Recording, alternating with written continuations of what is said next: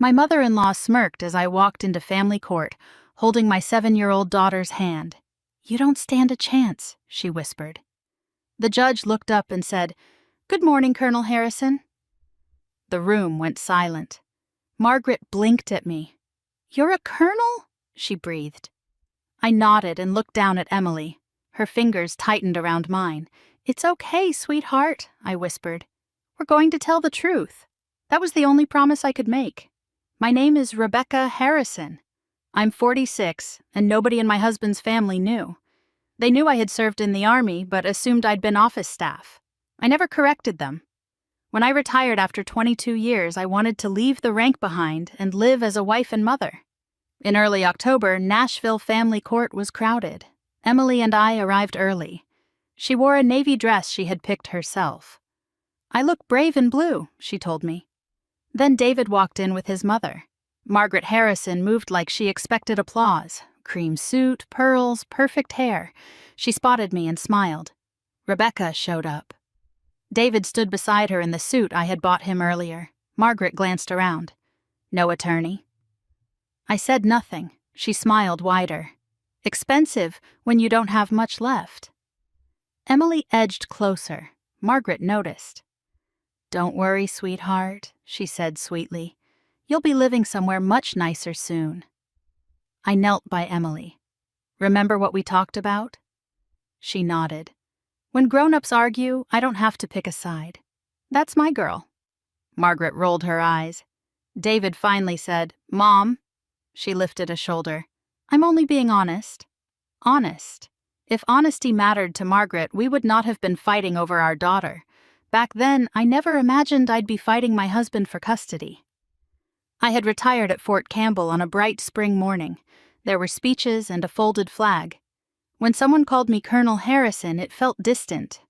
I told an old officer, "Tomorrow, I'm just Rebecca."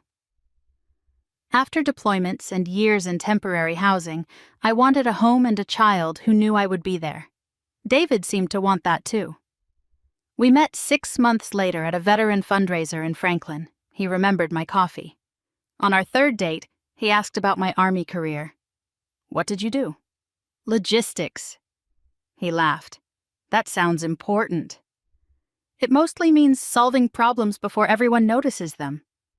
I never mentioned rank. He never asked. We married in a small church outside Franklin. Emily came 2 years later, and for a while I believed I had found the life I dreamed about.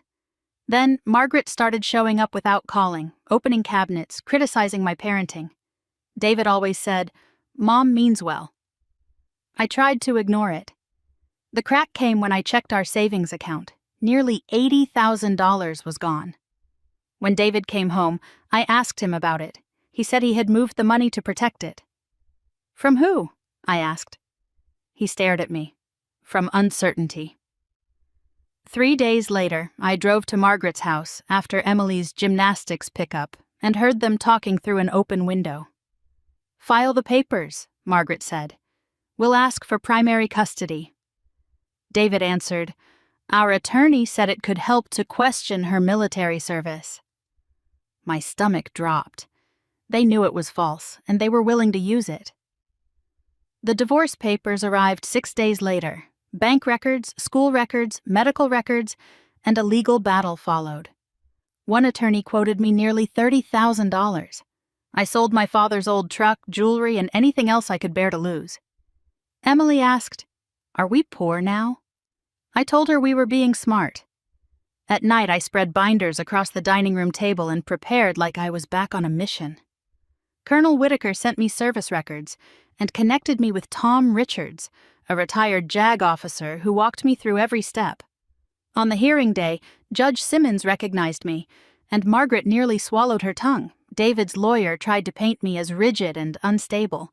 I answered with dates, emails, bank statements, and a voicemail Margaret had left on my phone. "We just have to make her sound unstable long enough." The judge's face changed. When the ruling came, my knees nearly gave out. Primary physical custody to me. David's visitation remained, but the false claims were rejected. Margaret left without a word. Outside, David apologized. I told him he should have trusted Emily's mother. He nodded, and for the first time, I believed he understood. A year later, Emily and I had our own rhythm. I worked helping military spouses transition to civilian life. David never missed his visits. Margaret stayed in her lane.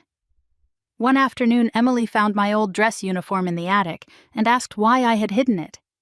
I told her I didn't want her to think medals were the most important part of me. "What is?" she asked. I hugged her and said, "You." She smiled. "I still think you look pretty cool." That was enough.